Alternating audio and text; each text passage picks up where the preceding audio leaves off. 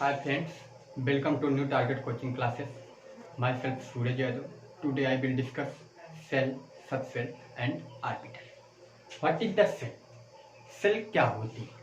जैसा कि हम लोग जानते हैं सेल न्यूक्लियस के अराउंड जब इलेक्ट्रॉन मोशन करते हैं, जब सपोज करिए हमारा क्या है न्यूक्लियस के अराउंड जब इलेक्ट्रॉन सर्कुलर मोशन करते हैं एक फिक्स पाथ पे, तब उसे हम क्या बोलते हैं? सेल बोलते हैं। सेल की डिफिनीशन क्या होती है आइए हम जानते हैं। सेल क्या होता है? N orbit is a well defined circular path in which electrons revolves around the nucleus of an atom. Suppose करिए हमारे पास क्या है? न्यूक्लियस है। हमारे पास क्या है? न्यूक्लियस है। जब न्यूक्लियस के अराउंड इलेक्ट्रॉन मोशन करते हैं, जब न्यूक्लियस के अराउंड इलेक्ट्रॉन मोशन करते हैं तो मोशन करने जिस पाथ पे करते हैं वो पाथ हमारा क्या कहलाता है? ऑर्बिट कहलाता है या सेल कहलाता है। सपोज करिए हमारा क्या है? न्यूक्लियस के अराउंड इलेक्ट्रॉन मोशन करना स्टार्ट करते हैं। सिमिलरली ऐसे करते रहेंगे, इलेक्ट्रॉन मोशन करते रहेंगे। अब इलेक्ट्रॉन अपनी एनर्जी के अकॉर्डिंग अपने पाथ को डिसाइड करते हैं। जिस इलेक्ट्रॉन की एनर्जी कम होगी वो न्यूक्लियस के पास ही मोशन करेगा। जैसे जैसे इलेक्ट्रॉन की एनर्जी बढ़ती जाएगी वैसे वैसे न्यूक्लियस से और ऑर्बिट के बीच की डिस्टेंस भी बढ़ती जाएगी। सपोज करिए हमारे पास इलेक्ट्रॉन की एनर्जी कम थी, इलेक्ट्रॉन यहाँ से मोशन किया, थोड़ा एनर्जी ज्यादा हो गई, थोड़ा और बाहर गया, थोड़ा एनर्जी और ज्यादा हुई, थोड़ा और बाहर गया। अब उसमें क्या हुआ कि जो हमारा न्यूक्लियस के पास वाला सेल होता है इसे हम के सेल नाम देते हैं। क्या नाम देते हैं?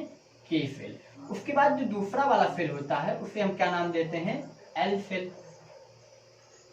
थर्ड वाले को हम बोलते हैं एम सेल और फोर्थ वाले को हम बोलते हैं एन सेल नाम दिया जाता है। अब ये देखो के क्या है? न्यूक्लियस के बाद अगर न्यूक्लियस से हम आउटर की तरफ जैसे बढ़ते हैं तो पहले क्या मिलता है? न्यूक्लियस से जब जाते हैं तो फर्स्ट नंबर पे सेल मिलती है। इस सेल को हम क्या कहते हैं? के सेल। मीन्स हम कह सकते हैं कि फर्स्ट सेल है, हम सेल की संख्या को n से डिनोट करते हैं। इसे हम क्या लिखेंगे? n इक्वल 1 लिखेंगे। यल के लिए क्या होगा? n इक्वल 2, क्योंकि सेकेंड सेल है, थर्ड सेल है, फोर्थ सेल है। First, second, third and fourth.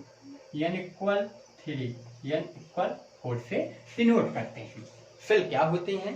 जब न्यूक्लियस होता है, न्यूक्लियस के अराउंड इलेक्ट्रॉन जिस फिक्स पाथ पे मोशन करते हैं उसे हम क्या बोलते हैं? सेल बोलते हैं। मोशन किस अकॉर्डिंग करते हैं? मोशन अपनी एनर्जी के अकॉर्डिंग करते हैं। जितना इलेक्ट्रॉन की एनर्जी होती है उसी के अकॉर्डिंग मोशन करते हैं। जैसे न्यूक्लियस के पास एनर्जी कम होती है, न्यूक्लियस के पास वाले ऑर्बिटल की एनर्जी जो इसमें इलेक्ट्रॉन होते हैं उनकी एनर्जी कम होती है। एनर्जी कम होती है तो स्टेबिलिटी ज्यादा होती है। एनर्जी और स्टेबिलिटी का रिलेशन दोनों में इनवर्सली प्रोपोर्शनल का होता है। अगर एनर्जी क्या है?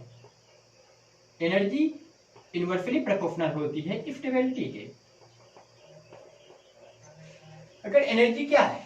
सपोज कि हमारे पास एनर्जी ज्यादा है तो हमारी स्टेबिलिटी कम होती है, और स्टेबिलिटी कम है तो एनर्जी ज्यादा, दोनों इनवर्सली प्रोपोर्शनल होते हैं। तो जैसे जैसे हम न्यूक्लियस से दूर जाते हैं इलेक्ट्रॉन की एनर्जी बढ़ती जाती है, और इलेक्ट्रॉन की एनर्जी बढ़ती जाती है और स्टेबिलिटी कम होती जाती है, स्टेबिलिटी डिक्रीज करती है। Energy increase and stability decrease.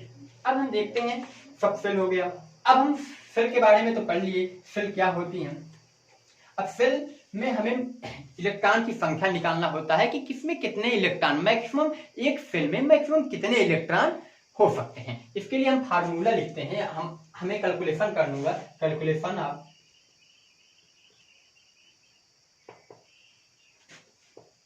Maximum number of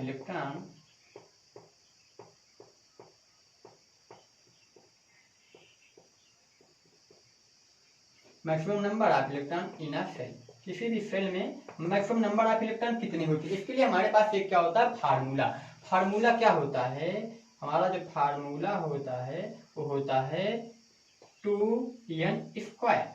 अब 2n स्क्वायर से क्या होगा? अब हम इस वाले फार्मूले से n की वैल्यू पुट करके ये फाइंड आउट कर सकते हैं कि जो k सेल होता है उसमें कितने इलेक्ट्रॉन रहेंगे, l सेल में कितने इलेक्ट्रॉन रहेंगे, m सेल में कितने इलेक्ट्रॉन रहेंगे और n सेल में कितने इलेक्ट्रॉन रहेंगे। अब देखिए हमारा फार्मूला 2n स्क्वायर है। अगर हम k सेल के लिए हम निकालना चाहें, सपोज करिए k सेल में हमको निकालना है कि k सेल में इलेक्ट्रॉन कितने होंगे। भैया k सेल है, अगर k सेल है तो n इक्वल क्या हो गया? 1 हो गया, क्योंकि फर्स्ट है।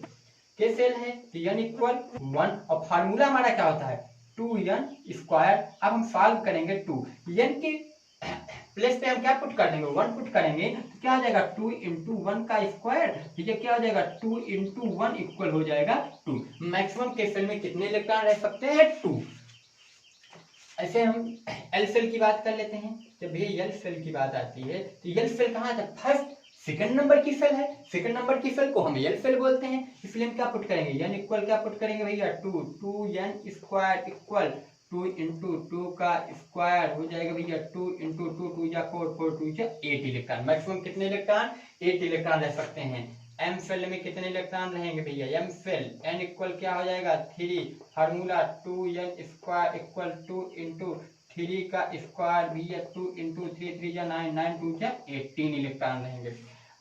N shell similarly n shell n equal 4 2 n square equal 2 into 4 का स्क्वायर हो जाएगा भैया 2 इंटू 4 4 या 15 2 या 32। हमारे पास ये सब मैक्सिमम इलेक्ट्रॉन है। मैक्सिमम इलेक्ट्रॉन उस सेल में रह सकते हैं। के सेल में मैक्सिमम कितने इलेक्ट्रॉन रह सकते हैं, सपोज के लिए पहली सेल फर्स्ट सेल, इसे हम क्या बोलेंगे के सेल 1 2 इलेक्ट्रॉन।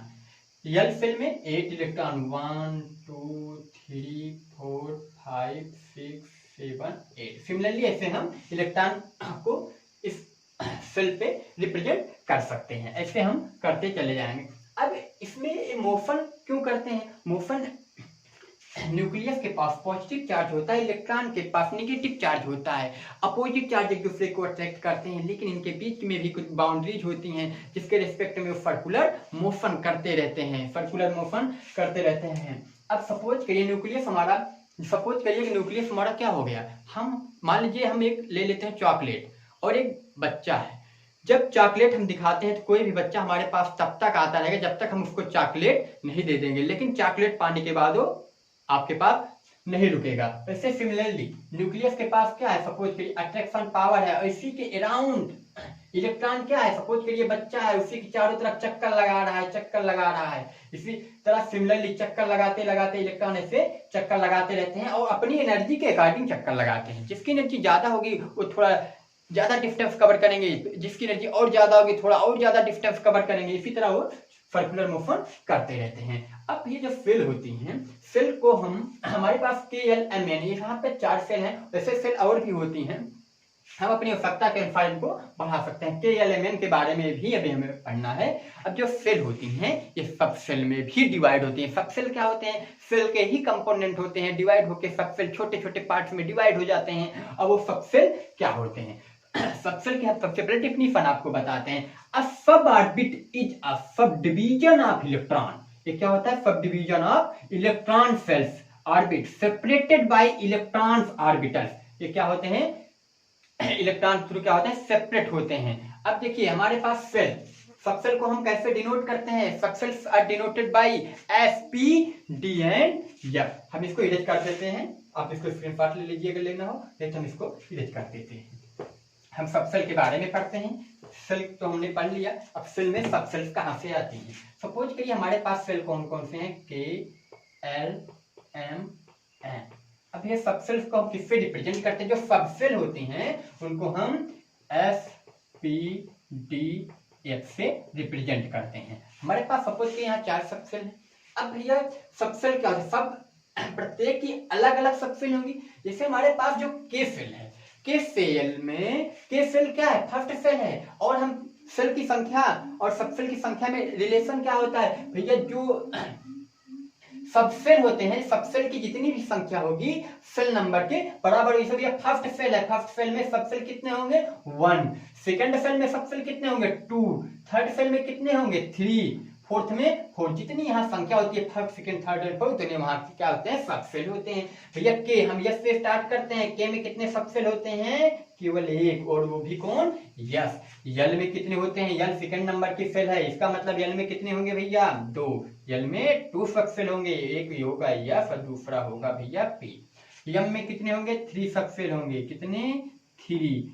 अब भैया यस पी डी, यम में नंबर ऑफ सब सेल कितने हो जाएंगे 4, यन में नंबर ऑफ सब सेल 4 हो जाएंगे।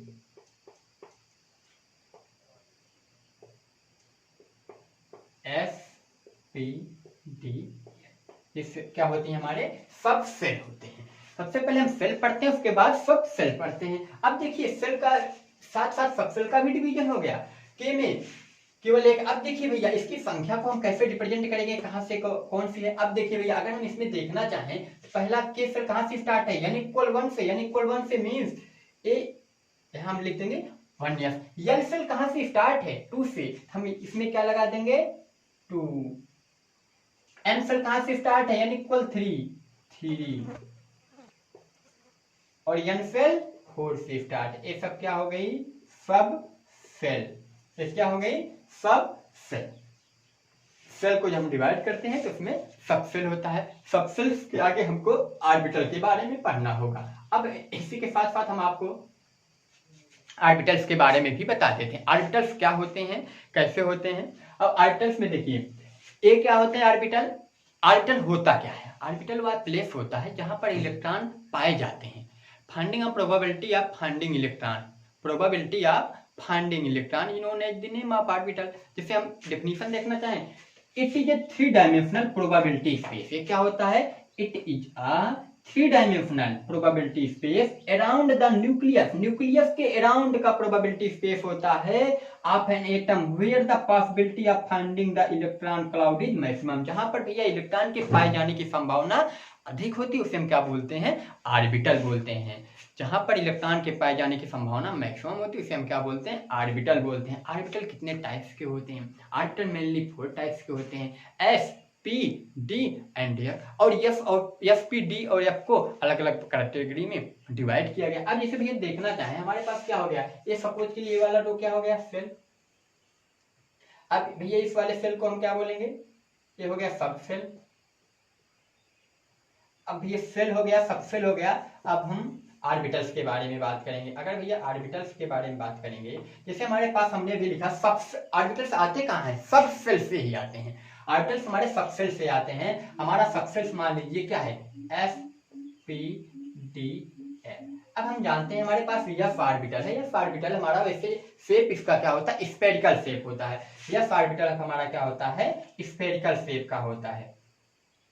पी ऑर्बिटल क्या होता है, डंबल शेप का होता है, डंबल, डमरू के आकार का। जो डी ऑर्बिटल होता है डबल डंबल होता है। सपोज करिए डबल डंबल, ऐसे डबल डंबल शेप का होता है। डंबल हम जानते हैं बीच में पतला होता है, किनारे मोटा होता है। तो ये जो यस ऑर्बिटल है हमारा कॉम्प्लेक्स शेप का होता है। कैसा होता है, कॉम्प्लेक्स। अब हम वहां ना जाके उसको हम आगे भी क्वांटम संख्या पढ़ेंगे तो उसमें पढ़ लेंगे, डिस्कस कर लेंगे। लेकिन ठीक है, यस ऑर्बिटल के बारे में जान ले थोड़ा। यस ऑर्बिटल होता है, यस ऑर्बिटल केवल एक ऑर्बिटल होते हैं। पी में कितने होते हैं भैया, 3। पी में कितने होते हैं, 3, 1, 2, 3। और डी में कितने होते हैं, 5। एफ में होते हैं 7। 1, 2, 3, 4, 5, 7। अब भैया इसमें आती बात की इलेक्ट्रॉन कैसे पुट करेंगे, कितने इलेक्ट्रॉन पुट करेंगे। हमारे पास जितने ऑर्बिटल होते हैं उसका ट्वाइस हम एक ऑर्बिटल में मैक्सिमम 2 इलेक्ट्रॉन रख सकते हैं। हमारे पास यस ऑर्बिटल है तो मैक्सिमम इसमें कितने इलेक्ट्रॉन रख सकते हैं, 2 इलेक्ट्रॉन। हमारे पास पी में कितने ऑर्बिटल है, 1, 2, 3। इसमें कितने इलेक्ट्रॉन रह सकते हैं, 6 इलेक्ट्रॉन। डी में 1, 2, 3, 4, 5। इसमें कितने इलेक्ट्रॉन, 10 इलेक्ट्रॉन। एफ में 14 इलेक्ट्रॉन रह सकते हैं। Yes, P, D, F. अब ये इलेक्ट्रॉन तो इसमें 2 रह सकते हैं, लेकिन उसमें भी थोड़ा हमको ये देखना होता है जो इलेक्ट्रॉन जब हम उसमें पुट करते हैं तो उनके जो डायरेक्शन होता है वो अपोजिट होना चाहिए। डायरेक्शन क्या होना चाहिए, अपोजिट होना चाहिए। अपोजिट मीन ये एक इलेक्ट्रॉन का अगर साइन क्लॉकवाइज है, दूसरा क्या होगा, एंटी क्लॉकवाइज। हम इस तरह पुट करेंगे। जैसे 6 इलेक्ट्रॉन है तो फर्स्ट हम पहले सबको अप साइड 1, 2, 3, 4, 5, 6 पहले हम सब में एक एक इलेक्ट्रॉन पुट करते हैं, उसके बाद हम पेयरिंग करा लेते हैं। सिमिलरली ऐसे आप लोग कर लेंगे। आज हम लोगों ने क्या पढ़ा, ऑर्बिट या सेल पढ़ा, सब सेल्स पढ़ा और ऑर्बिटल्स पढ़ा। अगर यहाँ से कोई प्रॉब्लम होती है, हाँ आप लोग एक बार ध्यान दीजिएगा कि प्लीज हमारे चैनल को लाइक और सब्सक्राइब करना ना भूलें। All the best, thank you so much.